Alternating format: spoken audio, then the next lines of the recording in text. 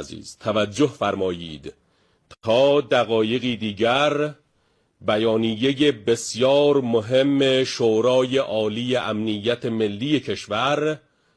درباره پیروزی تاریخی ملت ایران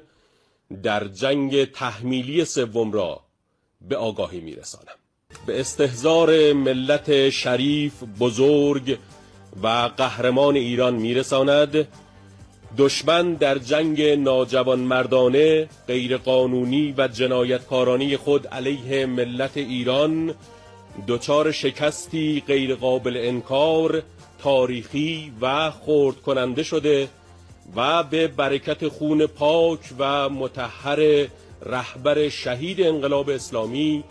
حضرت آیت الله العظمی امام خامنه‌ای سلام الله علیه، تدابیر رهبر معظم انقلاب اسلامی و فرمانده معظم کل قوا حضرت آیت الله سید مجتبی خامنه‌ای حفظه الله و مجاهدت و رشادت رزمندگان اسلام در جبهه‌ها و به ویژه حضور تاریخی ماندگار و حماسی شما ملت عزیز در صحنه از همان نخستین روزهای آغاز جنگ ایران به یک پیروزی عظیم دست پیدا کرد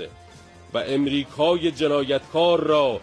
مجبور به پذیرش طرح 10 ماده‌ای خود نمود که در آن امریکا به طور اصولی متعهد به عدم تجاوز،